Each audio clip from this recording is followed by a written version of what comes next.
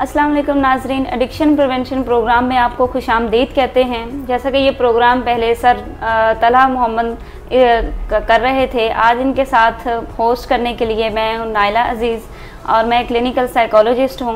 और मेरे साथ आज हैं सर तलहा साहब, जो कि क्लिनिकल साइकोलॉजिस्ट हैं और इंटरनेशनल सर्टिफाइड एडिक्शन प्रिवेंशन के एक्सपर्ट भी हैं। तो आज चूँकि जैसा कि हम जानते हैं कि वर्ल्ड हेल्थ ऑर्गेनाइजेशन ने एक प्रोग्राम अरेंज किया है जो कि वर्ल्ड हेल्थ मेंटल इलनेस पे है, तो आज हम इसी के बारे में इस प्रोग्राम को करेंगे। तो शुरू करते हैं सर तलहा से। अस्सलाम वालेकुम सर, कैसे हैं आप? अल्हम्दुलिल्लाह मैं ठीक ठाक। सर आज एक डे जो है सेलिब्रेट किया जा रहा है वर्ल्ड हेल्थ ऑर्गेनाइजेशन की जानिब से, जो कि वर्ल्ड मेंटल हेल्थ डे है, उसको भी कहा जाता है। तो इसका जैसे कि हर साल एक मोटो चेंज किया जाता है और इस साल उन्होंने एक स्पेशल मोटो दिया है जिसको हम कह रहे हैं कि वर्क प्लेस पे ज़हनी मसाइल जो हैं उनके बारे में कहा जाता है। तो इस साल आज हम इस प्रोग्राम में इसी को डिस्कस भी करेंगे। तो इसके बारे में हमें आपकी कोई माहिराना राय चाहिए होगी कि किस तरह से हम कौन कौन से वो मसाइल हैं जिनका शिकार होते हैं एम्प्लॉयज़ जो हैं एक वर्क प्लेस पे काम करते हुए, और किस किस चैलेंजेस को हम फेस करते हैं। तो मैं अपने नाजरीन के साथ चलते हुए ये आपसे पहला सवाल करना चाहूँगी कि ज़हनी दबाव वो कौन कौन से होते हैं जिनका हमें जो है मसला होता है या हम उनके शिकार होते हैं, और उनके कौन कौन से ऐसे चैलेंजेस हैं, मुश्किलात हैं जो कि हमें वर्क प्लेस पे सामना करना पड़ता है। Thank you miss Naila for joining me for the first show. इससे पहले मैं ये अकेला कंडक्ट कर रहा था, लेकिन मिस नाइला अजीज़ जो कि एक बहुत अच्छी क्लिनिकल साइकोलॉजिस्ट हैं, उन्होंने अब मेरे साथ इस प्रोग्राम को ज्वाइन किया है और मैं उम्मीद करता हूँ कि आप लोगों को ये फॉर्मेट पसंद आया होगा।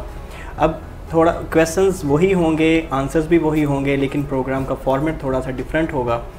आज का जो मौजू है उसके बारे में मैं थोड़ा सा आपको हिस्ट्री में बताता चलूँ कि आज का जो टॉपिक है वर्ल्ड मेंटल हेल्थ डे पे, कि वर्ल्ड प्लेस मेंटल हेल्थ क्या होती है। तो हर साल world federation for mental health जो कि 1948 में इस्टेब्लिश हुई थी, उसने 1992 में 10 अक्टूबर को एक दिन मुतारफ़ करवाया मेंटल हेल्थ डे के नाम से। कि जिस तरीके से सारे दिन मनाए जाते हैं, फादर्स डे, मदर्स डे, बहुत से दिन मनाए जाते हैं, लेकिन मिस नाइला मेंटल हेल्थ पे इतनी ज़्यादा तवज्जो नहीं दी जा रही थी, जिसकी वजह से मेंटल हेल्थ फेडरेशन ने कहा कि हम एक ऐसा दिन मुतारफ़ करवाते हैं जिससे हर साल लोगों में हम अवेयरनेस पैदा करें कि लोगों को ये पता चले कि मेंटल हेल्थ भी बहुत ज़रूरी होती है और इस पे भी फोकस करना बहुत ज़रूरी है। तो 25 साल हो गए हैं इस दिन को मनाते हुए। आज 25वीं एनिवर्सरी है मेंटल हेल्थ तो आज 25वीं मतलब आज 25वीं एनिवर्सरी है। हर साल एक थीम होता है, जिस तरीके से कोई भी दिन हो, जैसे एडिक्शन वर्ल्ड ड्रग डे होता है तो हर साल कोई ना कोई मोटो होता है, हर साल कोई ना कोई थीम होता है। इसी तरीके से मेंटल हेल्थ के भी हर साल कोई ना कोई थीम होता है। पिछले साल जैसा कि थीम था साइकोलॉजिकल फर्स्ट एड। ठीक है, क्या आपने साइकोलॉजिकल फर्स्ट एड के बारे में कभी सुना पहले? जी, इसके बारे में थोड़ी बहुत अवेयरनेस है कि अगर आपको कोई सफ़र कर लेते हैं, कोई साइकोलॉजिकल डिसऑर्डर्स हैं, तो उसको आप कैसे प्रिवेंट कर सकते हैं, जायज़ के कि वो बहुत ज़्यादा क्रोनिक इलनेस की तरफ जाए। तो मेरी नॉलेज इसके बारे में इतने, आपकी माहिराना राय क्या है? देखिए, साइकोलॉजिकल जिस तरह कोई हादसा होता है, कोई क्राइसिस होता है, तो उस वक्त एक फौरी तौर पे एक डॉक्टर की मेडिकल जो लोग होते हैं वो जाते हैं और फर्स्ट एड देते हैं, लेकिन वो ज़्यादा उसका ताल्लुक फिज़िकल हेल्थ से होता है। जैसे किसी को चोट लग गई है, किसी को कोई प्रॉब्लम हो गई है, लेकिन वो सारी उन चीज़ों का ताल्लुक जो है फर्स्ट एड का ताल्लुक होता है हमारी जिस्मानी सेहत के साथ। लेकिन जहनी सेहत के वक्त ये नहीं कोई भी साइकोलॉजिकल फर्स्ट एड दी जाती। जैसा कि क्राइसिस आ जाते हैं, अर्थक्वेक्स आ जाते हैं। हाल ही में मेक्सिको में बहुत शदीद किस्म का एक अर्थक्वेक आया जिसमें सैकड़ों लोग जान से गए, बहुत ज़्यादा नुकसानात हुए। अमेरिका में पिछले 6 माह से मुसलसल ऐसे तूफ़ान आ रहे हैं जिसकी वजह से शहर के शहर ख़त्म हो रहे हैं, बहुत ज़्यादा डैमेजेस हो रहे हैं। और अगर पाकिस्तान में देखा जाए हर साल सैलाब आता है, अर्थक्वेक यहाँ पे जो हैं वो ट्रॉमा से भी सफ़र करते हैं। अभी 10 अक्टूबर को ये जो 8 अक्टूबर का जो ज़ल्ज़ला था वो भी लोगों की यादाश्त में आज तक ज़िंदा है। बिल्कुल ऐसी इसी तरीके से कुछ ऐसे कौमी सानहे होते हैं जहाँ पे साइकोलॉजिकल फर्स्ट एड देनी बहुत ज़रूरी होती है कि लोग ना सिर्फ जिस्मानी तौर पे एक नुकसान से गुजर रहे होते हैं बल्कि ज़हनी तौर पे भी बहुत से अमराज से गुजर रहे होते हैं, जैसा कि पोस्ट ट्रॉमेटिक स्ट्रेस डिसऑर्डर में लोग चले जाते हैं, पैनिक डिसऑर्डर्स हो जाते हैं, एंजाइटी, डिप्रेशन, फोबियाज, बहुत उनके लव्ड वंस जो बहुत सारे लॉस्ट हो चुके होते हैं, वो उनको खो देते हैं जब, तो ज़ाहिर एक पोस्ट ट्रॉमेटिक स्ट्रेस डिसऑर्डर जो कि हम साइकोलॉजी में यूज़ भी करते हैं, तो उसको सफ़र करते हैं। तो हम उनको कैसे सेव कर सकते हैं, आने वाली लाइफ को बेहतर कैसे बना सकते हैं? बिल्कुल, उस वक्त जब कोई क्राइसिस होता है तो जैसे फिजिकल फर्स्ट एड दी जा रही होती है, उसी वक्त उतनी ही ज़रूरी होता है कि आप उनको साइकोलॉजिकल फर्स्ट एड दें, उनको ज़हनी तौर पे आप बेहतर करें। ये पिछले साल का एक टॉपिक था, थीम सारा साल ये चलता रहा। इस साल जो थीम है और जो बहुत ही इम्पोर्टेंट थीम है वो है कि वर्क प्लेस पे जो स्ट्रेस होती है, वर्क प्लेस की जो मेंटल हेल्थ है वो क्या होती है। ठीक है, क्योंकि आमतौर पे देखा गया है कि जैसे आपने मुझसे क्वेश्चन पूछा कि वर्क प्लेस पे बहुत ज़्यादा स्ट्रेसेस होती हैं और उन स्ट्रेस को कैसे काबू पाया जा, उन स्ट्रेसर्स पे कैसे काबू पाया जा सकता है, कौन कौन से चैलेंजेस होते हैं हमारे सामने जिनका हम सामना करते हैं। तो देखें, आजकल काम पे का प्रेशर बहुत बढ़ता जा रहा है, कंपटीशन का दौर है। हर कंपनी की ये ख्वाहिश होती है कि वो दूसरी कंपनी को कम्पीट करे, लीड करे, आगे चला जाए और उसका जो मुकाम है वो लीडिंग हो। लेकिन उसके, सॉरी आपकी बात को इंटरप्ट, उसके साथ ये भी होता है कि हमें एम्प्लॉयज़ जो होते हैं उन पे शायद वर्क बर्डन भी तो ज़्यादा हो जाता है। जी, बहुत ज़्यादा वर्क बर्डन हो जाता है। और एक अंदाजे के मुताबिक एक रिसर्च हुई जिसमें मुख्तलिफ ममालिक जैसे कि चिली, चाइना, अमेरिका, इनमें रिसर्च हुई और ये पता करने के लिए कि जो लोग एम्प्लॉयज़ होते हैं वर्क प्लेस पे, उनकी जो जहनी सेहत है उसमें क्या क्या मसाइल हैं। तो ये हैरान कुन नताइज आए और मैं एवरेजली आपको बता रहा हूँ कि 30% एम्प्लॉयज़ जो थे वो किसी ना किसी फिज़िकल बीमारी के अलावा साइकोलॉजिकल डिसऑर्डर का भी शिकार थे, जिसमें एंजाइटी, डिप्रेशन, स्ट्रेस और इस तरह के दीगर पैनिक डिसऑर्डर भी एक बड़ा कॉमन है। एग्जैक्टली, 30% एक बहुत बड़ी तादाद होती है एम्प्लॉयज़ की। और आपको पता है कि आजकल दौर ग्लोबलाइजेशन का चल रहा है। आजकल हर कंपनी का दिल ये करता है कि मैं सारी दुनिया पे राज करूं और मेरा जो कस्टमर है वो सारी दुनिया से बने। जिस तरीके से अब सोशल मीडिया का दौर है, मीडिया का दौर है और आगाही का दौर है और एक ग्लोबल विलेज बन चुका है। और कोई भी कंपनी, कोई भी इंस्टीट्यूट जब भी एक वो बुनियाद उसकी कायम होती है तो उनका एक मोटो ये होता है कि एक दिन मैं पूरी दुनिया पे अपनी नेटवर्किंग कायम करूँगा। और इसकी दौड़ में इतना ज़्यादा लोग काम की तरफ चलते हैं कि एम्प्लॉयज़ के ऊपर वर्क बर्डन बहुत ज़्यादा आ जाता है, जिसकी वजह से वर्क स्ट्रेस बहुत ज़्यादा हो जाते हैं क्योंकि गोल्स बहुत बड़े बड़े होते हैं। अब गोल्स तो बहुत बड़े होते हैं लेकिन उनकी मैनेजमेंट जो है वो पुअर होती है, जिसकी वजह से स्ट्रेसर्स जो हैं जॉब पे, वर्क प्लेस पे एम्प्लॉयज़ को बर्दाश्त करने पड़ते हैं। ठीक। आगे चल के मैं आपको बताऊंगा कि कैसे एम्प्लॉयज़ और कैसे एम्प्लॉयर्स दोनों जो हैं अपनी इन चीज़ों को बेहतर बना सकते हैं। लेकिन टू स्टार्ट विद हम थोड़ी सी उन स्ट्रेसर्स का जिक्र कर लें कि क्या क्या स्ट्रेसर्स होते हैं और क्या क्या उनमें उनके असरात और क्या क्या चैलेंजेस का सामना करना पड़ता है। यहाँ पे मैं आपको एक बात बताता चलूँ कि वर्क प्लेस पे जो स्ट्रेस है उसका बहुत गहरा ताल्लुक है पुअर मेंटल हेल्थ के साथ। यानी अगर आपको वर्क प्लेस पे स्ट्रेस है तो आप समझें कि कुछ ही अरसे में आप किसी न किसी जहनी मर्ज में गिरफ्तार होने वाले हैं और उसके फिर कॉन्सिक्वेंसेस में ये होगा कि आपकी सोशल लाइफ भी डिस्टर्ब हो जाएगी। Exactly, social life, family life और आपकी ज़िंदगी के जितने एस्पेक्ट्स हैं वो प्रॉब्लम में चला जाएंगे। तो क्या साइकोलॉजी में कोई ऐसी टर्म हम डिफाइन करते हैं फिर कि उसको एक स्पेसिफाइड टर्म दे दें, नाम दे दें कि कौन सी वो ऐसी टर्म है जिसमें आप कह सकते हैं कि वो ऐसे अलामात हैं या वो टर्म को यूज़ करते हैं, हम डिफ़ाइन कर लें कि ये एक जो है साइकोलॉजिकली मेंटल इलनेस की वजह से सोशल जो है उसके ऊपर असरात आए हैं। जी बिल्कुल, साइकोलॉजी में बिल्कुल इसका जिक्र है। साइकोलॉजी सिर्फ एक क्लाइंट ऐसे जिनको जहनी बीमारियां होती हैं वहाँ तक महदूद नहीं होती। साइकोलॉजी सारे ह्यूमन बींग्स पे अप्लाई होती है और साइकोलॉजी एक ऐसा सब्जेक्ट है जो कि एक इंसान के रवैये और साइकी को स्टडी करता है। उसमें कोई कैद नहीं है कि वो किसी कोई क्लिनिकल पॉपुलेशन है तो उस पर काम करे, बल्कि हर एक पॉपुलेशन पे। तो साइकोलॉजी में इसको एक टर्म डिफाइंड है जिसको हम साइको सोशल हैजर्ड कहते हैं।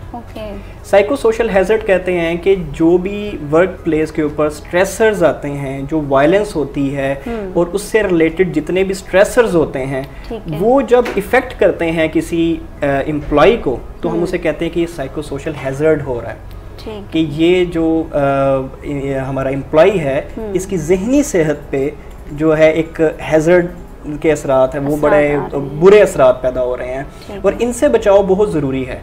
क्योंकि जो भी ऑर्गेनाइजेशन साइको सोशल हैजर्ड्स पे काबू नहीं पाती, यानी अपनी ऑर्गेनाइजेशन में जो माहौल है उसमें जो स्ट्रेसर्स हैं, जो वायलेंस है, जो बुलिंग है, उसको नहीं रोकती, तो वो ऑर्गेनाइजेशन तरक्की की बजाय तराजली की तरफ जाती जाएगी। और वक्ती तौर पे तो लगता है कि शायद बहुत ठीक कंपनी चल रही है और हमने बड़ा कंट्रोल किया हुआ है। जैसे आपने देखा होगा यूनिवर्सिटीज़ में आमतौर पे जब कुछ हालात नहीं ठीक रहते, जब स्टूडेंट्स नाक में दम कर देते हैं, तो किसी आर्मी रिटायर्ड जनरल को, कर्नल को या ब्रिगेडियर को वहाँ का वीसी या प्रिंसिपल या चेयरमैन बना दिया जाता है कि वो आके बुलिंग करेगा। और वो ठीक है, आर्मी में डिसिप्लिन होता है, लेकिन जो पीछे बैक डोर पे या अंडरलाइन थीम है वो बुलिंग का है। लेकिन जो बुलिंग है ये आप कहीं पे भी कर लें, ये कारामत नहीं है। लॉन्ग टर्म के लिए, लॉन्ग टर्म ये आपको कारामत नहीं देगी। और बहुत अच्छे एम्प्लॉयज जो हैं वो बाज़ औक़ात बुलिंग की वजह से ही ऑर्गेनाइजेशन को छोड़ देते हैं। एक होती है डायरेक्ट बुलिंग, लेकिन एक होती है सोफिस्टिकेटेड बुलिंग। ठीक है, सोफिस्टिकेटेड दोनों में भी, मतलब सोफिस्टिकेटेड बुलिंग भी है मतलब। जी, यानी कि अब मैं आपको यही एग्जांपल एक बड़ी अच्छी देता हूँ। आपने गधे और ज़ेबरे का फ़र्क देखा होगा। जी बिल्कुल। होते वो दोनों गधे ही हैं लेकिन ज़ेबरे के ऊपर ज़रा प्यारी सी लकीरें होती हैं। तो ये फ़र्क है एक डायरेक्ट बुलिंग का और ज़ेबरा जो है वो सोफिस्टिकेटेड बुलिंग का। हमारा टॉपिक ये नहीं है तो चलें इस पे कभी फिर हम डिस्कस करेंगे। लेकिन बुलिंग की वजह से भी प्रॉब्लम्स आते हैं। अच्छा, मैं आपको जो बता रहा था कि वर्क प्लेस पे जो चैलेंजेस हैं उनकी वजह से क्या क्या प्रॉब्लम्स आ रही हैं। कुछ अर्सा पहले एक बहुत बड़ा चैलेंज आया कि वर्ल्ड इकोनॉमिक क्राइसिस आए, सारी दुनिया में बहुत ज़्यादा मंदा, कारोबारी मंदा आया, जिसकी वजह से कंपनीज़ को ग्लोबलाइजेशन में अपना मुकाम रखना बहुत मुश्किल हो गया। अब क्योंकि मुकाम भी तो रखना है, तो इसकी वजह से लोगों ने और कंपनीज़ ने डाउन साइजिंग करना शुरू कर दी। डाउन साइजिंग मतलब कि आप उन्होंने एम्प्लॉयज़ को कम करना शुरू कर दिया। जब इखराजात बढ़ जाते हैं, काम कम होता है, तो फिर एम्प्लॉयज़ को किसी को तो कुर्बानी देना होती है। तो डाउन साइजिंग की वजह से फिर अनएम्प्लॉयमेंट बढ़ गई, बहुत ज़्यादा हालात ख़राब हो गए। अब एक बंदा जो बड़ी अच्छी जॉब कर रहा है और उसे बगैर किसी वजह के निकाल दिया जाए, सिर्फ इस वजह से कि अब कंपनी का तो बंदा आ गया, कंपनी रन नहीं कर सकती और उससे कोई शिकायत ना हो, वो बहुत अच्छा एम्प्लॉय हो और सालों से काम कर रहा हो और नेक्स्ट जॉब मिलना भी बड़ा मुश्किल हो आजकल के दौर में, तो वो भी बहुत बड़ा प्रॉब्लम पैदा हो गया। इसकी वजह से भी साइको सोशल हैजर्ड्स पैदा होना शुरू हो गए, ये भी बहुत ज़्यादा प्रॉब्लम होना शुरू हो गई। तो इन पे काबू पाने के लिए क्या करना चाहिए, ये असल में आज का हमारा मेन जो है ये है। ठीक है, thank you so much sir, आपने बड़ा एक अच्छा तरह से को इंट्रोड्यूस करवाया, तारुफ करवाया है। तो मैं ये पूछना चाहती हूँ, जैसे कि आपने साइको सोशल हैजर्ड की बात की, वो वाली स्ट्रेस, वो ज़हनी दबाव जो हमें काम करने के दौरान, जो कि एम्प्लॉयज़ को करने के दौरान आते हैं, तो क्या ये ज़हनी दबाव और ज़हनी मसाइल जो हैं ड्यूरिंग वर्क प्लेस काम करते हुए, ये कोई एक टैबू बन जाता है कि हम उनसे बात नहीं कर सकते? कोई एक एम्प्लॉय अगर किसी भी पैनिक डिसऑर्डर में फ़र्ज़ करें सफ़र कर रहा है, तो वो अपने किसी हायर ऑर्गेनाइजेशन या सबऑर्डिनेट से बात करते हुए उसको क्या फ़ील होगा? वो एक स्टिग्मा फ़ील करता है, जैसे कि यूजुअली होता है कि मैं ये बताऊंगा तो वो मुझे जॉब से क्या क्या ऐसी इनसिक्योरिटीज़ भी हो सकती हैं। इस टैबू को हम कैसे ख़त्म कर सकते हैं, हम कैसे इनिशिएटिव ले सकते हैं? आपने अच्छा क्वेश्चन रेज किया है।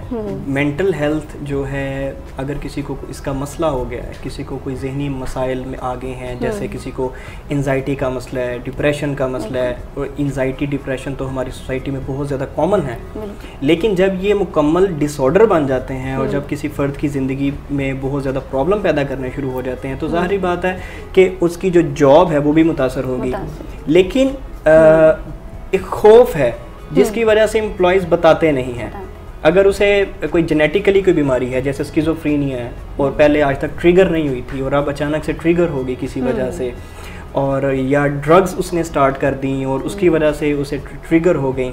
इसके अलावा बाइपोलर डिसऑर्डर है या कोई personality disorder, eating disorder, there are lot of disorders.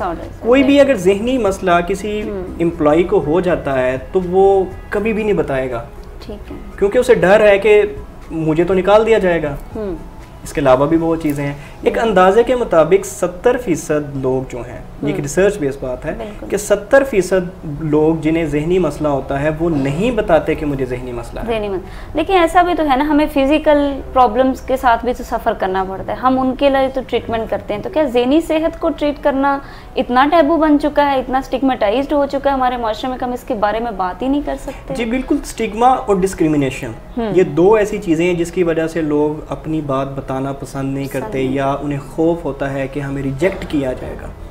Rejection का खौफ भी बहुत ज़्यादा होता है, जो फियर ऑफ रिजेक्शन। एग्जैक्टली, देखें बहुत ज़्यादा इसमें फैक्टर्स इन्वॉल्व हैं। सबसे पहले तो दबा लगा देते हैं हमारे मुआशरे में कि ये पागल है। बिल्कुल, अगर आपको एंजाइटी का मसला है तो आप किसी को बता नहीं सकती कि मैं यार डिप्रेशन में हूँ, मैं एंजाइटी का शिकार हो गई हूँ, मुझे आजकल PTSD है, मुझे पोस्ट ट्रॉमेटिक स्ट्रेस डिसऑर्डर हो गया। लोग क्या कहेंगे? लोग कहेंगे ओह तुम पागल हो गई। ज़हनी तौर पे ये जो है फारिग है, ये काम ही नहीं कर सकता। आप मुझे बताएं, अगर आप साइकोलॉजिस्ट के पास, अगर आप अपनी फैमिली में या अपनी जॉब पे बताएं कि मैं आज साइकोलॉजिस्ट के पास जा रही हूँ, तो लोग क्या सोचेंगे? सही, मतलब क्या कहेंगे, अच्छा जी ये पागल है, इसको कोई ज़हनी मसला हो गया है और ज़हनी तौर पे ये काम ठीक नहीं कर सकती, ये अब जो है इसका कोई ट्रीटमेंट की तरफ कोई नहीं सोचेगा, इसकी प्रिवेंशन या क्योर की तरफ ये कहेंगे। आप सीधा कहेंगे क्या हुआ, तुम ज़हनी तौर पे ठीक तो हो या नहीं। और जो फ्रेंड्स आपसे थोड़ा सा फ्रैंक है वो कहेंगी तुम पागल हो गई हो। और बैक बाइटिंग पे वो कहेंगे यार ये तो पागल ही है ना, बस इसके साथ तो काम करना जो है वो मुनासिब नहीं, ये काम कर ही नहीं सकता। और सोचें अगर आप बॉस को जाके कहें कि मैं आज साइकोलॉजिस्ट के पास जा रही हूँ, तो बॉस तो सोचेगा कि ये बंदा तो पागल मतलब है। वो कहेगा बजाय इसको मैं फर्दर इसको रखूं अपनी ऑर्गेनाइजेशन, वो कहेगा कि इसको तो ये तो एक मसला है, इसको तो मैं साइड पे करूं। तो हमें इसे ऐसे मसलों को फिर ट्रीट करने की जरूरत है। एग्जैक्टली, देखें ये स्टिग्मा को खत्म करना होगा। मेंटल हेल्थ का स्टिग्मा इतना स्ट्रॉन्ग है, इतना ज्यादा स्ट्रॉन्ग है कि कोई भी इस पे बात करना पसंद ही नहीं करता। ना सिर्फ पसंद बल्कि इतना ज्यादा खौफ है कि मैं अगर बात कर दूंगा तो पता नहीं क्या हो जाएगा। लेकिन इसके पीछे रियलिटीज़ हैं, बड़ी हार्श रियलिटीज़ हैं, सोसाइटी एक्सेप्ट नहीं कर रही। जैसे देखें, हमें अगर बीमार हो जाते हैं, पेट दर्द है, बुखार है, TB है, कैंसर है, डायबिटीज़ है, इतनी बीमारियां लोगों को होती हैं, और लोग एक दूसरे को फिर जब बताते हैं बड़े फ़ख्र से बताते हैं मुझे अब डायबिटीज़ हो गया और मैं परहेज़ कर रहा हूँ, मुझे ये हो गया, ये हो गया। लेकिन कोई भी ये नहीं बताता कि मुझे एंजाइटी हो रही है, कोई भी ये नहीं बताता मुझे डिप्रेशन है, मुझे ये मसला है और मैं अब साइकोलॉजिस्ट के पास जा रही हूँ। लोग ये ज़रूर बताते हैं मैं इतने बड़े प्रोफेसर डॉक्टर के पास अपनी दवाई लेके आया, लेकिन उसके लिए भी तो हम लीव लेते हैं, उसी के लिए लीव देते हैं। और लोग फिर सिंपैथी भी देते हैं कि ओहो, और इसको बड़ा अच्छा समझा जाता है। और अगर कोई बताए कि मुझे मेरी तबीयत बहुत ख़राब है तो उसको लीव भी दे दी जाती है आसानी से, उसको आराम से कह दिया जाता है हाँ ठीक है आप आराम करें, जब ठीक हों तब आइएगा। लेकिन जब किसी को जहनी मर्ज हो जाता है तो वो अगर बताएगा तो लोग कहेंगे कि ये तो पागल है, और ये छुट्टी किस चीज़ की मांग रहा है, और ये साइकोलॉजिस्ट के पास क्यों जा रहा है। ये इतनी ज़्यादा हार्श रियलिटीज़ हैं और जिसकी वजह से उस बंदे का, उस एम्प्लॉई का, उस ऑर्गेनाइजेशन में अपनी शख्सियत को और अपनी पोजीशन को बरकरार रखना मुश्किल हो जाता है। इस वजह से लोग बताते ही नहीं कि मुझको स्टिग्मेटाइज कर दिया जाएगा। दूसरा, साथ ही डिस्क्रिमिनेशन आ जाती है कि लोग कहते हैं कि इसको तो साइड पे कर दो, ये तो पागल है, ये तो पागल है।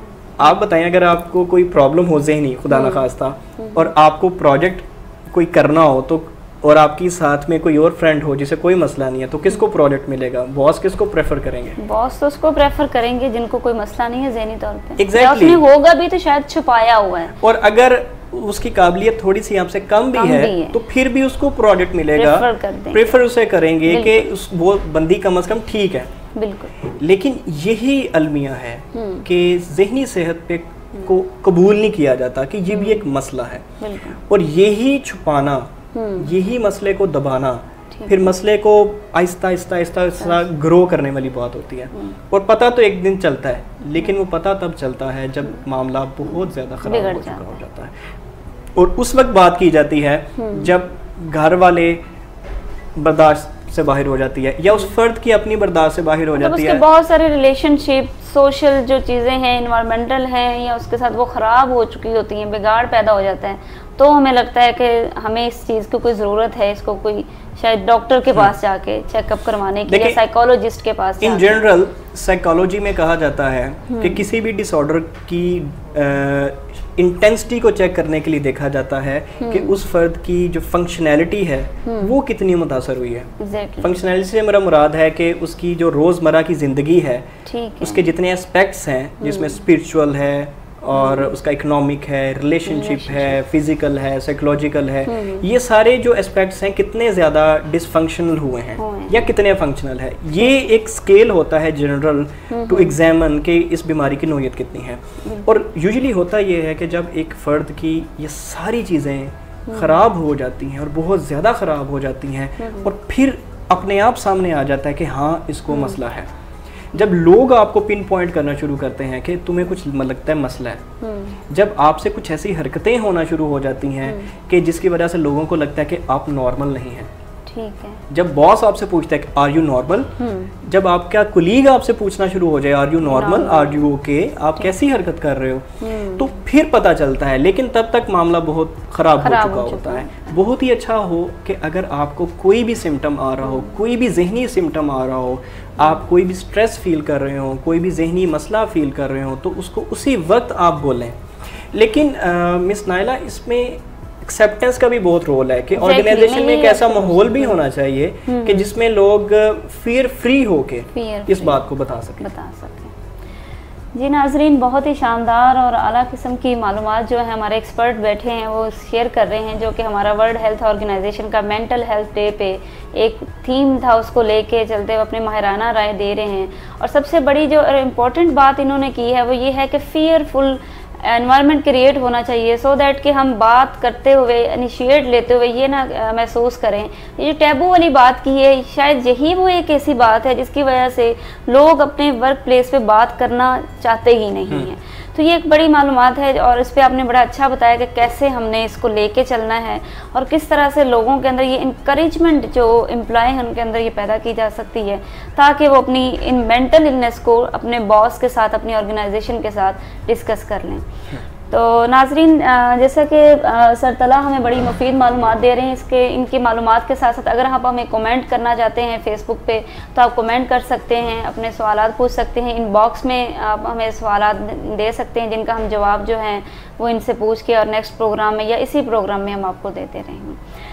तो सर, इसी बात को कंटिन्यू करते हुए एक में और मेरे ज़हन में भी एक क्वेश्चन आ रहा था कि वो कौन से ऐसे दोस्ताना माहौल कैसा फ्राहम किया जाए कि हम जो मेंटल इलनेस पे बात कर सकें, या दूसरे लफ्ज़ों में मैं आपको ये कहना चाहूँगी कि आप कैसे क्योंकि आप इसमें एक्सपर्ट हैं, आपने बड़ी अच्छी हमें पहले मालूमात दी कि आप कैसे एक वर्क प्लेस को हेल्दी देखते हैं, दोस्ताना माहौल कैसा होना चाहिए कि आप समझते हैं कि यहाँ पे हम किसी किस्म की बात करें तो कोई मेंटल इलनेस जो है यहाँ पे क्रिएट नहीं है। आप कोई एग्जांपल के साथ मुझे बता सकते हैं? देखिए, अभी तक तो हम बात करते रहे कि स्ट्रेसर्स हैं, अभी तक हम सिर्फ उन बातों पे बात करते रहे जो कि चैलेंजेस हैं और जो कि आम सूरत हाल है। लेकिन अब हम बात करते हैं, आपने बहुत ही अच्छा क्वेश्चन उठाया कि वो आखिर कौन सा ऐसा इन्वायरमेंट हो, कैसा ऐसा फ्रेंडली इन्वायरमेंट हो कि जहाँ पे लोग आसानी से अगर उन्हें कोई मसला है तो वो बात कर सकें, या फिर ऐसा माहौल हो कि उस माहौल की वजह से वो प्रॉब्लम में जाए ही ना। लेकिन दो तरह की बातें, एक ये है कि किसी को पहले ही मेंटल हेल्थ का इशू है जेनेटिकली या वर्क प्लेस के अलावा उसे कोई इन्वायरमेंट का कोई और इशू है जिसकी वजह से, या घर फैमिली प्रॉब्लम्स हैं अदर देन जॉब, अगर उसे वो मेंटल डिसऑर्डर्स हैं तो उसकी बात भी वो कर सके। प्लस दूसरी तस्वीर ये का रुख ये है कि अगर उसे वर्क प्लेस की वजह से प्रॉब्लम आ रही है, जैसा कि मैंने प्रोग्राम के स्टार्ट में बताया कि 30% एम्प्लॉयज़ जो हैं, यानी ये मुख्तलिफ ममालिक का ये डाटा है कि 30% जो एम्प्लॉयज़ हैं वो किसी ना किसी मेंटल हेल्थ प्रॉब्लम का शिकार हैं ड्यू टू जॉब स्ट्रेसर्स। यानी उन्हें जो वर्क प्लेस पे जो उन्हें प्रॉब्लम्स आती हैं, जो स्ट्रेसर्स आते हैं, जो वर्कलोड है, जो वो बर्न आउट हो जाते हैं, उसकी वजह से जो उन्हें प्रॉब्लम आते हैं वो 30% ऐसे लोग हैं। और उनमें से 70% ऐसे लोग हैं जो कि रिपोर्ट ही नहीं करते हैं। उन्हें फियर होता है कि कहीं हमें निकाल ना दिया जाए, हमें स्टिग्मेटाइज ना कर दिया जाए, हमें डिस्क्रिमिनेशन की तरफ ना लेके जाया जाए, लेकिन ये हकीकतें हैं। अब हम चलते हैं, मैं आपको बताता हूँ कि कैसे एक ऐसा दोस्ताना माहौल होना चाहिए। उसके लिए कुछ पॉइंट्स हैं जिसमें अगर एम्प्लॉयर्स इस पे अमल करें, यानी ऑर्गेनाइजेशन जितनी भी हैं, इंस्टीट्यूट्स जितने भी हैं, वो इस पे अमल करें तो वो अपने माहौल को ऐसा फ्रेंडली बना सकते हैं, मेंटल हेल्थ फ्रेंडली इन्वायरमेंट ऐसा बना सकते हैं कि जिसमें लोग आसानी से काम कर सकें। ठीक है, चाहे ग्लोबलाइजेशन का दौर है, चाहे वर्क बर्डन बहुत ज़्यादा है, लेकिन वो उसको ऐसे मैनेज कर सकें कि उन्हें जॉब स्ट्रेसर्स ना फील हो। डेफिनेटली आप वो जो पॉइंट्स हाईलाइट करना चाह रहे हैं या बताना चाह रहे हैं हमारे नाजरीन के साथ, तो कोई ऐसे पॉइंट्स होंगे जिन पे अमल करते हुए सारी ऑर्गेनाइजेशन जो है एक हेल्दी इन्वायरमेंट क्रिएट कर सकती है। जी बिल्कुल, और वो कोई मुश्किल नहीं है, बिल्कुल वो कोई मुश्किल नहीं है, वो डूएबल हैं, वो ऐसे हैं जिनको किया जा सकता है, आसानी से किया जा सकता है, इनकॉर्पोरेट किया जा सकता है। बहुत सी ऑर्गेनाइजेशंस ऑलरेडी इसको कर रही होती हैं, लेकिन बहुत सी ऐसी चीज़ें होती हैं जिन पे तवज्जो बहुत ज़्यादा काम की वजह से नहीं दे पाते। जिसमें से सबसे पहला पॉइंट तो ये है कि हमें किसी भी ऑर्गेनाइजेशन को सारी जो पॉपुलेशन है उसको वेलकम करना चाहिए अपनी जॉब के लिए, यानी डाइवर्सिटी को मद्देनजर रखते हुए, कोई मेल है या फीमेल है या उसकी कोई भी जेंडर है तो उसको वेलकम करना चाहिए। तो अगर वो क्वालिफाइड है, जैसे ही वो क्वालिफाइड करते हैं तो हमें उनको बड़ा वार्म वेलकम करना चाहिए। जी, यानी जो भी आपकी ऑर्गेनाइजेशन में एम्प्लॉय आप या कोई भी ऑर्गेनाइजेशन में अप्लाई करता है और वो क्वालिफाइड है तो आप उसको वेलकम करें।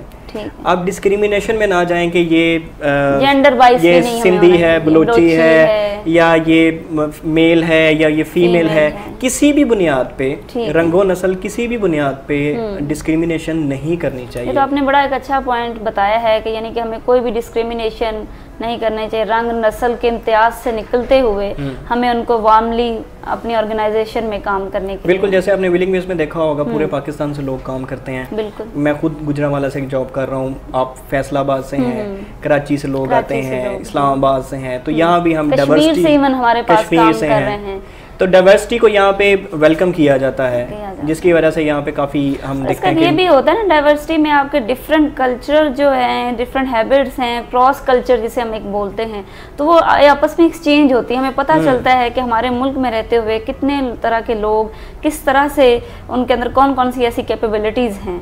तो बिल्कुल ऐसा ही है। मैं आपको यहाँ से अपना वाक़या शेयर करता चलूँ कि मैं इंटरनेशनल इस्लामिक यूनिवर्सिटी इस्लामाबाद में पढ़ा, और उसमें वो चूँकि फेडरल में है और इस्लामिक है और इंटरनेशनल यूनिवर्सिटी है, तो वहाँ पे पेशावर यानी खैबर पख्तूनख्वा, सिंध, बलूचिस्तान, यहाँ से बहुत ज़्यादा लोग आते हैं। बिल्कुल ऐसे ही, क्योंकि उन्हें करीब पड़ता है, दूसरा वो फेडरल में है, तो बहुत ज़्यादा लोग जो हैं वहाँ पे इस तरह आते हैं। इसके अलावा अफ़गानिस्तान से लोग वहाँ बहुत आते हैं, मलेशिया से, कीनिया से, इसके अलावा बांग्लादेश से।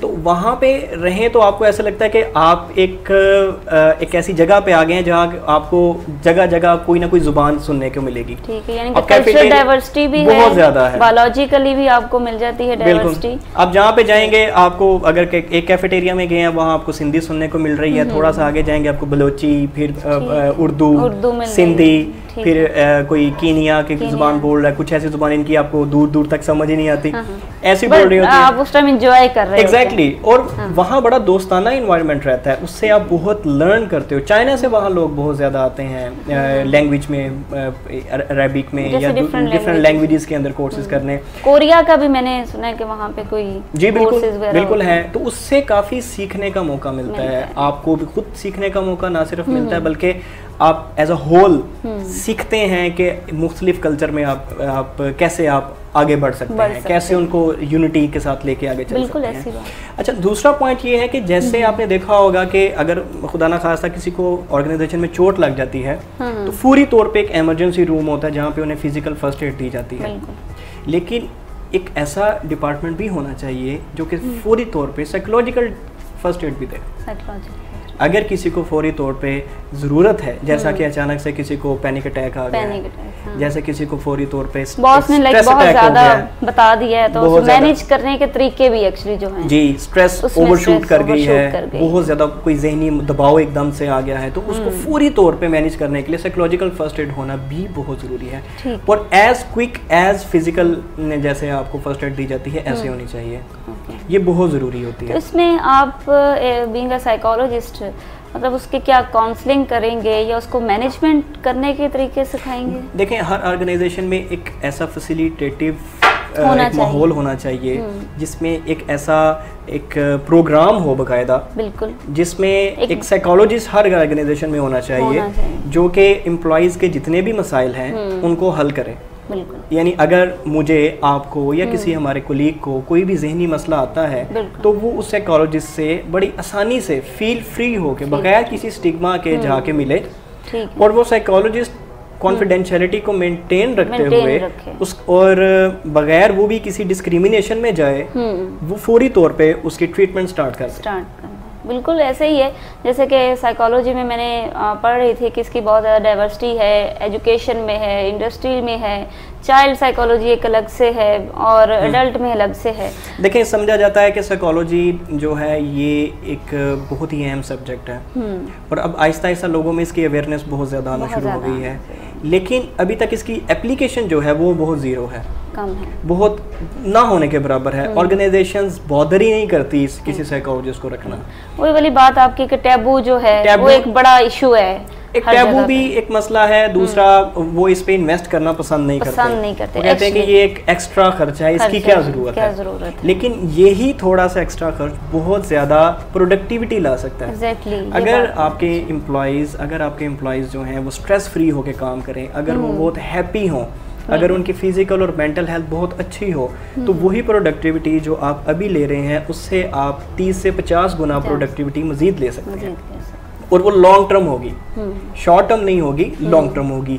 इससे जो टर्न आउट रेशो है वो भी कम होगी। एम्प्लॉइज जो छोड़ के चले जाते हैं फिर आपको डाउन साइजिंग भी नहीं करनी पड़ेगी, कम एम्प्लॉइज से आप ज़्यादा काम ले सकेंगे। लेकिन इसके लिए एक ऐसे प्रिवेंटिव प्रोग्राम्स देने पड़ेंगे ऑर्गेनाइजेशंस को, जैसा कि वो वर्कशॉप्स पीरियोडिकली रेगुलर वर्कशॉप्स करें, मेंटल हेल्थ को कैसे बेहतर करना है, स्ट्रेस मैनेजमेंट कैसे करनी है, टाइम मैनेजमेंट कैसे करनी है, लाइफ को डिसिप्लिन कैसे करना है, इमोशनल मैनेजमेंट कैसे करनी है, आपने वर्क अंडर स्ट्रेस कैसे करना है, वर्क अंडर प्रेशर कैसे करना है, कैसे आपने कंपटीशन में बगैर स्ट्रेस में आए काम करना है।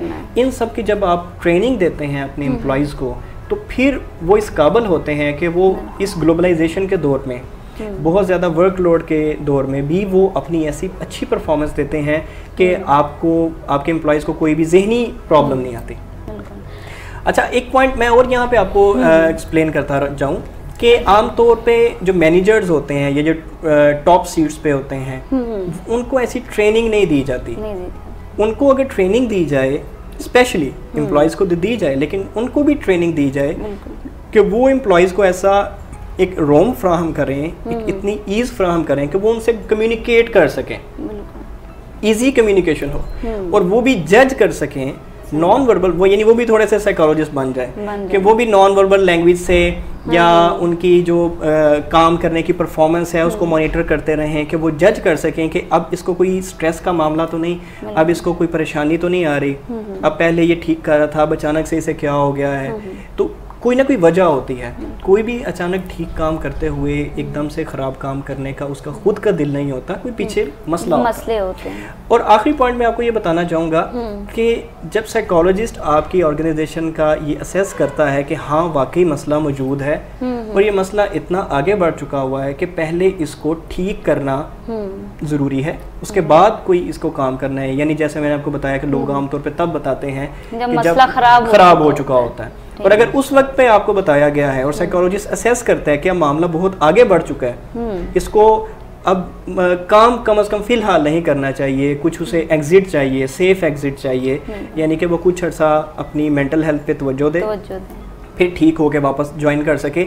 ऐसा हो तो उन्हें सेफ और डिग्निटी के साथ और हेल्दी जो है जी डिग्निटी के साथ एग्जिट दिया जाए, ऐसे नहीं निकालना मकसूद ना हो कि बस ठीक है तुम्हें ये मसला है तो गेट आउट या निकाल दिया जाए, जिससे एक ऐसा स्ट्रॉन्ग मैसेज जाए कि जिसको मेंटल हेल्थ इलनेस है वो तो जॉब से फ्री, जो प्रॉब्लम चल रहा है वो तो सो चल रहा है, आने वाले और जो प्रॉब्लम उसके साथ उसको डिप्रेशन के साथ रिलेट हो सकते हैं और बहुत सारे ऐसे एक बंदा जो पहले ही ज़हनी मर्ज के साथ है और अचानक से आप उसे निकाल देते हैं और अनएम्प्लॉयड हो जाता है, बेरोजगार हो जाता है, तो वो तो एक रीइंफोर्सर हो जाएगा और ज्यादा ट्रिगर हो जाएगा, वो और ज्यादा प्रॉब्लम में चला जाएगा। तो अगर उसे डिग्निटी के साथ एग्जिट दिया जाए, उसे लीव दी जाए कि आप पहले अपने जहनी मसले हल कर लें, उसके बाद आप जब ठीक होंगे तो दोबारा असेसमेंट के बाद आप जॉब के आ सकते हैं, तो वो इतना प्रॉब्लम नहीं होगा।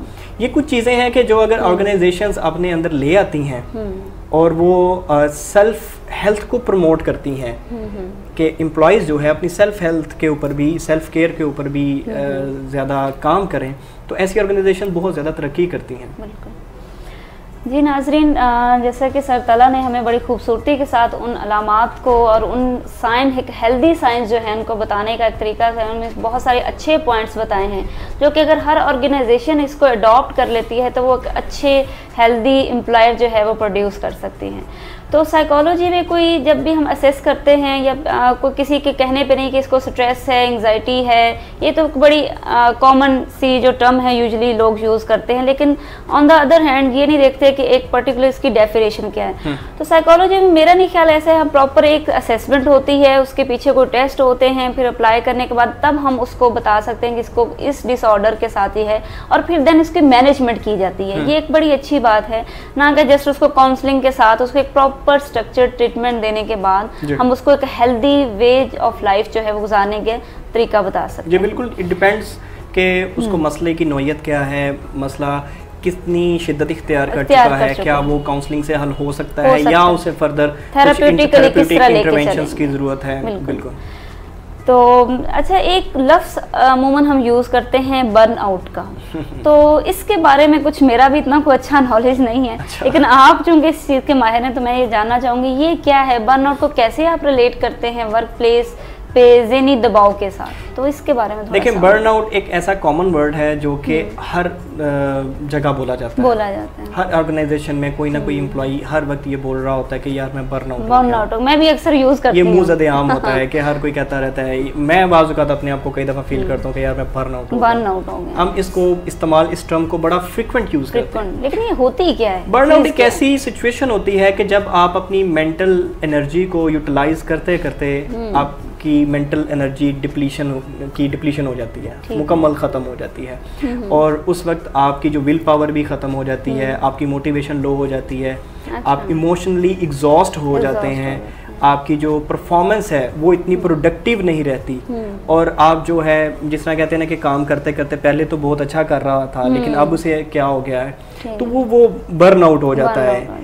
ये आपकी इसी तरह से कोई काम एक पर्सन जो है वो 8 घंटे बड़े अच्छी तरह से कर लेता है, लेकिन वही काम वो 4 घंटों या 3 घंटों करने के बाद वो कहता है कि भाई अब मेरी कैपेसिटी नहीं। कोई इस तरह की चीज़, देखिए इसकी कई वजूहात हैं। जैसे कुछ लोग अपनी सारी एनर्जी एक काम में लगा देते हैं, कुछ दिन वो बड़ी हार्ड वर्किंग के साथ वो पूरी अपनी एंथुसिज्म के साथ काम करते हैं और अचानक से फिर वो बैठ जाते हैं कि वो जितनी एनर्जी है वो सर्व कर चुके होते हैं, अपनी फिजिकल और मेंटल एनर्जी जो होती है वो सर्व कर देते हैं, और बाद में वो कहते हैं जी हम तो बर्न आउट हो गए, अब मेरा दिल कर रहा है कि मैं कुछ छुट्टियां लेके तो किसी और जगह जाके मैं पहाड़ों में जाके कहीं अकेला गुजार के आऊँ। आपको कभी ये सिचुएशन बिल्कुल होती है, लेकिन मैं उसमें एक अक्सर ही आफ्टर मंथ आफ्टर 2 मंथ मेरा दिल करता है, जैसे अभी वीकेंड पे मेरा एक प्लान है कोई हैंग आउट करने का फ्रेंड्स के साथ, कोई फैमिली के साथ, लेकिन साथ ही मैं सोचती हूँ कि 2-3 महीने के कंसिस्टेंट काम के बाद क्या 2 दिन की जो एंटरटेनमेंट है वो दैट इज़ इनफ।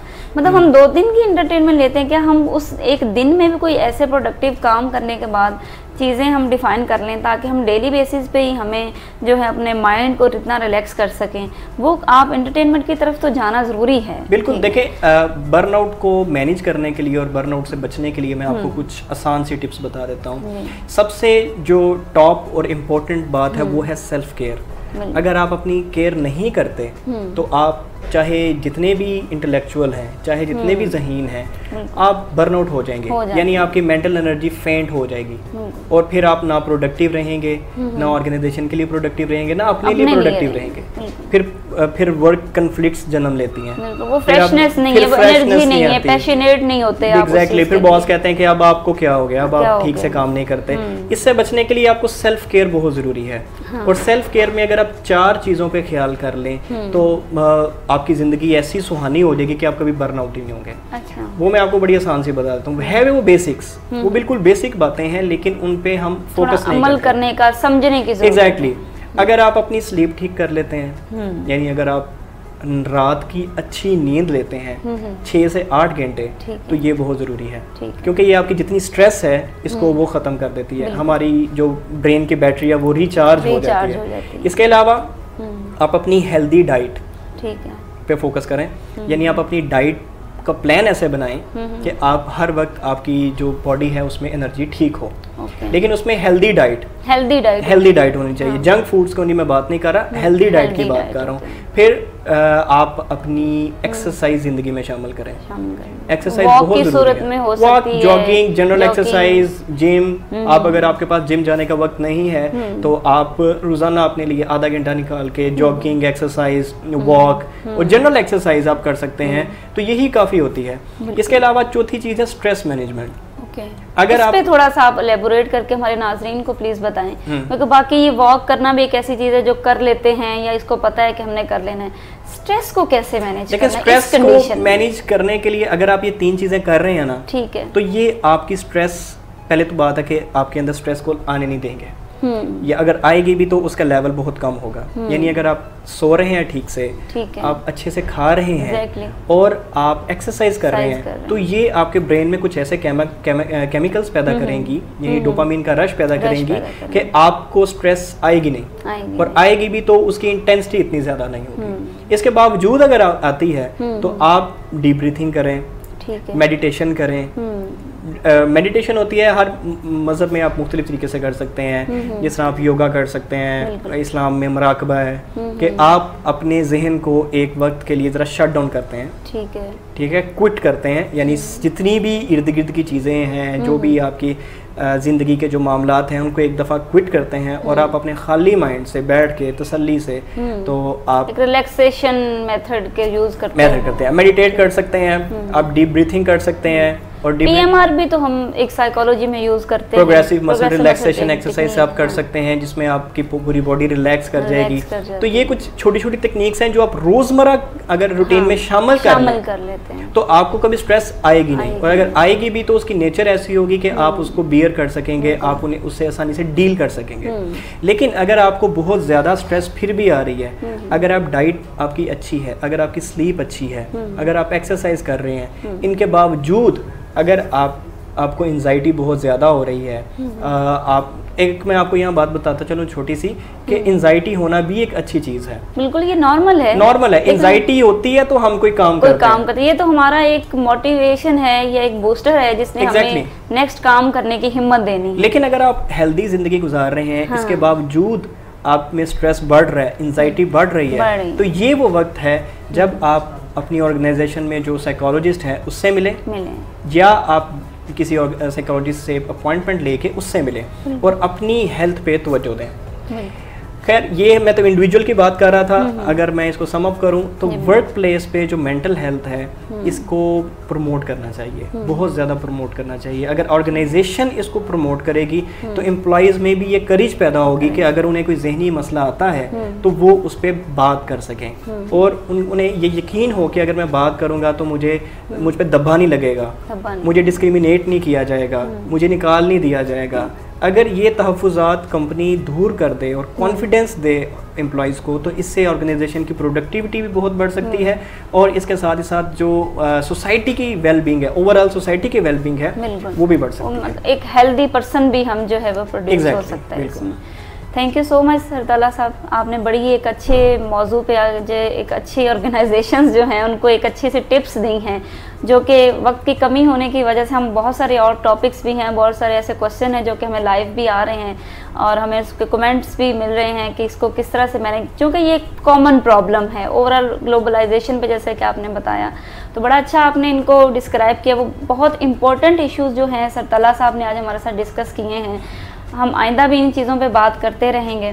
तो इजाज़त चाहते हैं आपसे इसी प्रोग्राम के साथ कि हमने इनको कैसे लेके चलना, और मैं खुद भी इन चीज़ों को जो आपने बताई हैं, बड़ी शानदार मालूमात आपने दी हैं, इनको अप्लाई करने की कोशिश करेंगे। ज़रूर। ठीक है, thank you so much. Okay जी, अल्लाह हाफिज़। अल्लाह हाफिज़।